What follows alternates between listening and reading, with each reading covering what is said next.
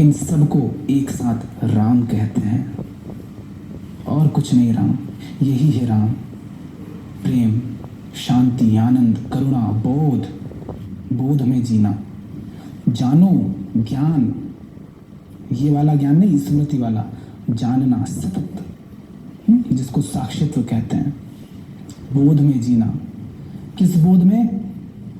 कहीं आजादी बेच तो नहीं रहा हूं, कहीं स्वभाव विरुद्ध तो नहीं जा रहा हूं, क्योंकि ये हम चले जाते हैं इसीलिए तो परेशान है ना, क्योंकि हमारे पास ये चुनाव है, हम गुलामी चुन लेते हैं।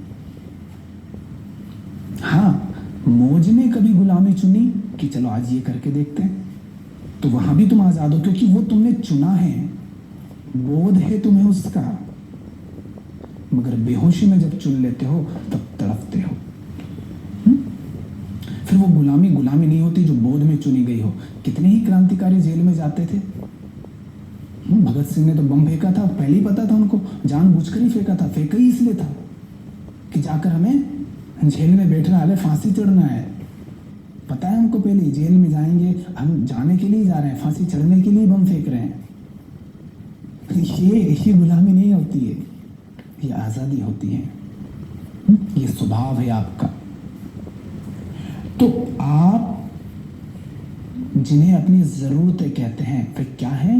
वे जरूरत नहीं है, वे इच्छाएं हैं। आपकी जरूरत क्या है? आपकी जरूरत है प्रेम। क्या प्रेम के बिना जिया जा सकता है?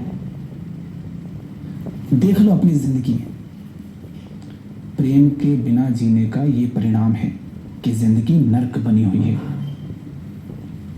प्रेम के बिना जीने का ये परिणाम है कि हर वक्त दौड़ते रहते हो, ये पालूं, वो पालूं, ऐसा कर दूं, वैसा कर दूं, ये मिल जाए, वो मिल जाए। चिंता, तनाव, परेशानी, ये सब बनी रहती है। क्यों? क्योंकि जो असली जरूरत है वो तुम भूले बैठे हो। प्रेम में जियो, करुणा हो तुम्हारे अंदर, और ये सब बोध से आएगी, जानने से, आजादी से। वो क्या खाक प्रेम करेगा जो गुलाम है समाज का, जो गुलाम है प्रकृति का।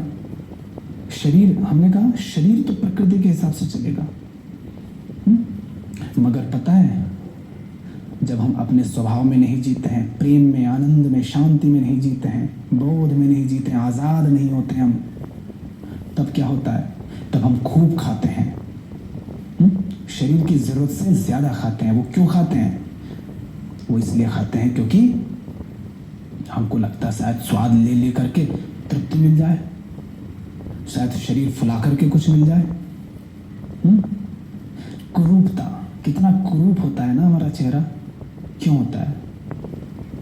क्योंकि हम जरूरत के हिसाब से शरीर को नहीं देते हैं। हम खाते हैं, देखा ना, हम कितना कुछ खाते पीते रहते हैं। राम, कृष्ण, बुद्ध, महावीर, कबीर, मीराबाई, नानक साहब, ये जब थे तब ये सारी कोल्ड ड्रिंक्स जो हम पीते रहते हैं, ये सब थी क्या? इतने सारे जो खाने पीने की चीजें हैं, बर्गर, पिज्जा और ये और वो, समोसा, कचौड़ी और ये और वो, मैं नहीं कह रहा हूँ मत खाओ, मैं आपसे कहना क्या चाह रहा हूँ वो समझो। ये सब नहीं थे, पर उनको देखो क्या चमकते थे वो, और सचमुच वो ऐसे हुआ करते हैं। जो आजाद जीता है उसका चेहरा, उसकी आंखें देखो, चेहरे में भी उसकी आंखें देखो, शांत, और क्रोध जब देखो तब भी उनकी आंखें देखो, बिल्कुल स्पष्ट। ये ऐसे क्यों होते हैं?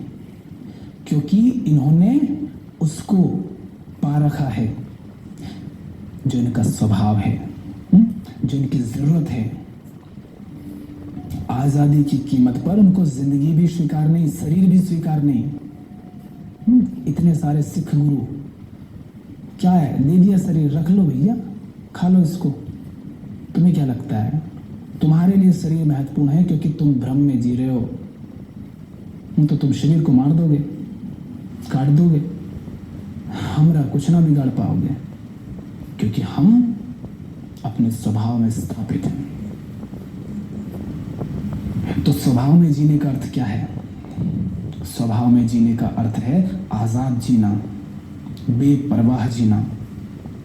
अपनी आजादी, अपनी शांति, अपने प्रेम की कीमत पर मुझे कुछ नहीं चाहिए, कुछ स्वीकार नहीं। शरीर को पीड़ा होगी, सह लेंगे, मगर ये नहीं बेचेंगे। तब जीवन में आनंद होता है, गहरी शांति होती है।